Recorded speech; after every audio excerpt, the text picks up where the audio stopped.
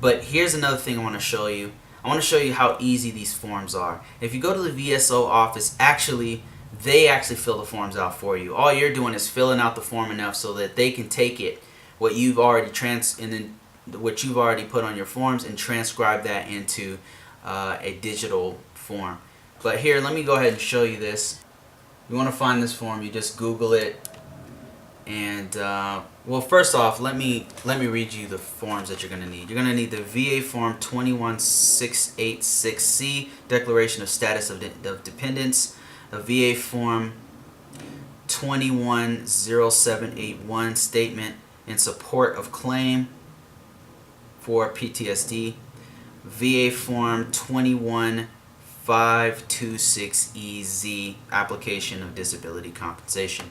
Those are the three main forms that you're going to need to fill out and take to the VSO's office. And when you go to your VSO office, well, at least when I went to mine, what they did was they broke down everything that they wanted me to fill out. And I'll show you this here, and everything that they wanted me to have. They said, just to read this quickly, a certified copy of your DD-214. And if you look at my last video, I'll show you how to get that, the certified copy of it. Or you can actually, if you already have a copy, you can get it certified, notarized. A marriage certificate, a divorce decree, if you have that. You're going to need, it's said to have your social security number, but you actually provide that on the documents we're about to fill out. Civilian medical records, I really wish I would have brought that, knowing what I know now.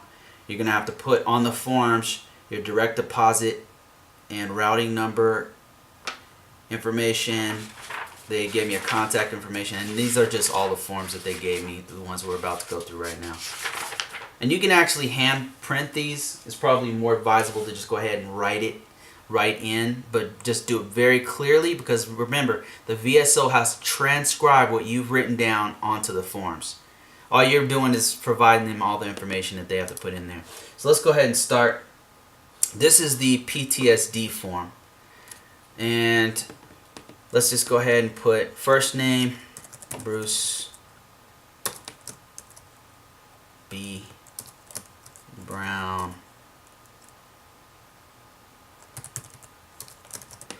But VA file form. Okay, so initially, if you don't know it, just keep on moving. So the date that the incident occurred. And now here's where it gets very in the weeds. So you want to know, for the PTSD form, you have to specify exactly what day that the incident, whatever incident sparked the PTSD, whatever date that was.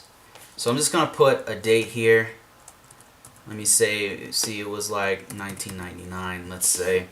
And then you put the location that it occurred. Let's say it was in Fallujah. I can't spell Fallujah, so I ain't going to try. Fallujah,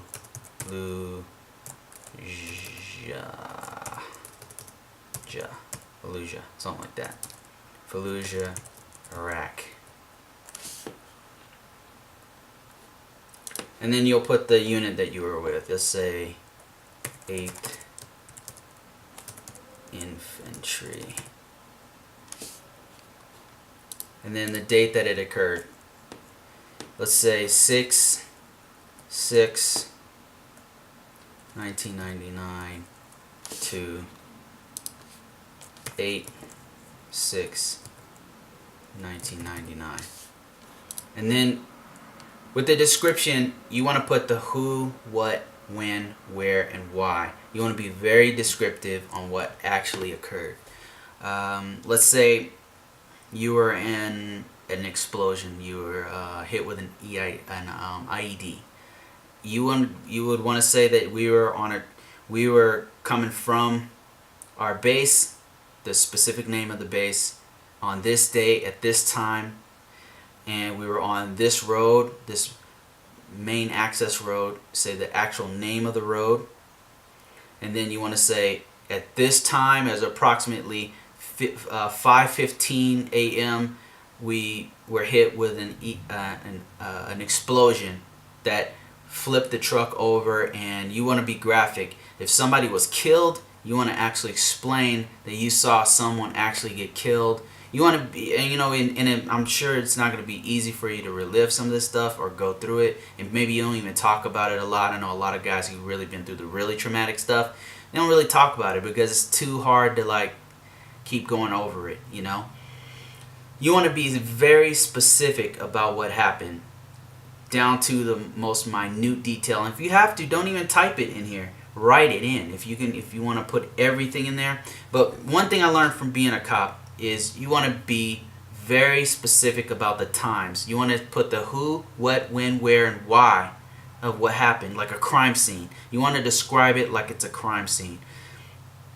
And that means you got to be very, very detailed. And if you have to, go through your old documents. Go through what I did was I went through my old awards. I said, man, I can't remember what actual day that was, what time frame, what infantry, what unit I was with. So I actually had to go through all of my documents and figure out what organization I was actually with to explain all of that.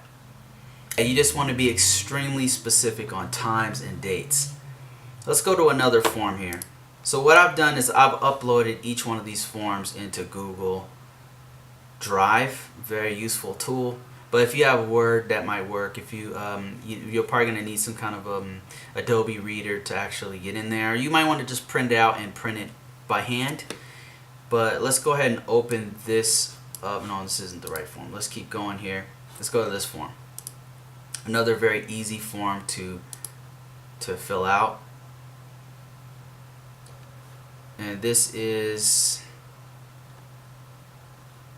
the Declaration of Status of Dependence, which is 21686C. 21686C, sorry. So let's go ahead and zoom in on this one. Zoom in.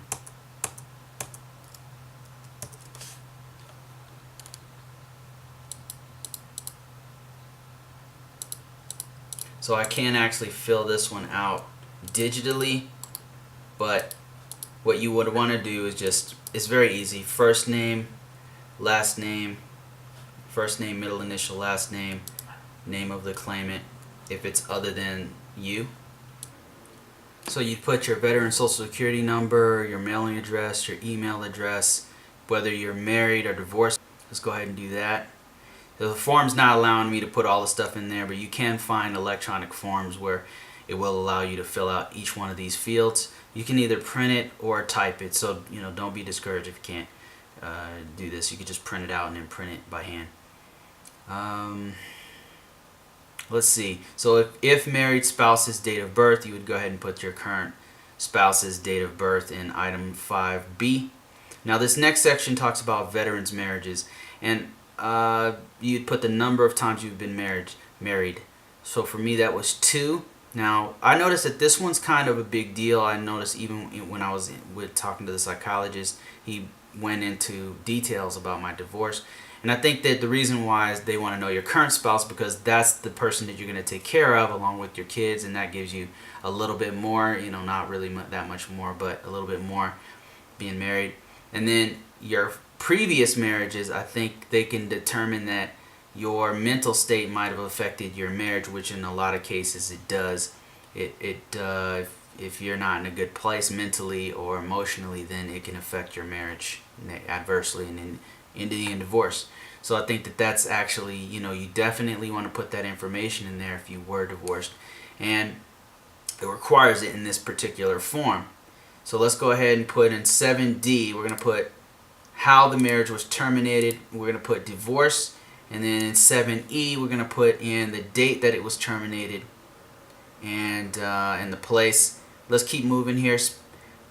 Spouses' previous marriages. If your current spouse had previous marriages, you would go ahead and put it here and how many times they were married and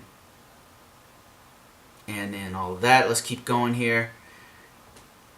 Down 21686C.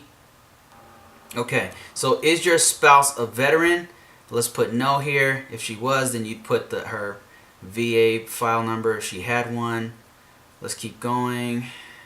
So in our case, we're going to say no. Do you live with your spouse? Answer is yes, we do live with our spouse. Here's the location in 12. So we'd put that in there. How much do you contribute monthly to your spouse's support? You'd put how much you contribute to it, to your spouse's support. Then this one's also important. Unmarried children. These are all the children that are your dependents. And let's go ahead and put a child there, child's name there, and then you would want to put the date and place of birth as well as the social security number, and if it's your biological kid. Now if it's a stepchild, then there's actually another piece that you have to fill out in 14J. But let's go ahead and go with 14D, biological, and put the social security number to confirm that. So you got to make sure you have that. Here's another area here. If any of the children listed above don't live with you, complete 15A through 15C. So then we would, if Mary Jane was one of those kids, we'd then put her name there, and then put her address wherever that is, and then name of the person who the child lives with. That would be 14A, 15A through 15C. Any extra remarks we have about the whole given situation, then we would put that in there. Let's go on to the next form. We're going to, from the dependence form to the actual application. Now, application is VA form 21526 easy application. Now, this starts off with a lot of details of how this whole process works, how they want, what forms they want you to fill out that are applicable to you, where it's going to go once you have it, and then it breaks down what your benefits are going to be a little bit, and then it goes into the actual application for disability compensation. Let's zoom in a little bit. So the first part, now I can't fill this form out, but I'll just show you real quickly. The first part is going to talk about the first name, middle initial, and last name. And then we want to put our social security number, our birth certificate, male or female, or sorry, our date of birth, male or female. Have you ever filed a claim, and if you so, what's the VA file number? Where's your current, or are you currently homeless or at risk of becoming homeless? You'd fill that, yes or no. Let's keep moving through here. What service, what branch of service? You want to definitely put that in there. If we're going to put Air Force in there. Were you active duty at the time that this occurred? When you were in the military, we would put active duty for us, but if you were in the reserves, active reserve, you just go ahead and put reserves. National Guard, you put National Guard. Your current mailing address is important because this is where they're going to send you all the mail that you're going to get, whether you get denied or approved. It's all going to go here to this address. Forwarding address, if you have that. Preferred email address. And then this part 11 is the list of disabilities. Now, this part, I did find a form that you could fill out online, and I actually did fill it out, and I brought it to my VSO. But this is an important part because this is going to list all the items that you have, all the disabilities that you're claiming. You put them all in there. And so that's that. I hope that this helped you out to give you a perspective on a real vet going through this whole process, in the process of going through it, like real time. And my purpose for doing all of this was really to help out my fellow vets out there so that they don't have any questions by the end of this. Or if they do have any questions, they have the right questions. And I really hope you and your family can get something to help you out as you go through this process. See you later.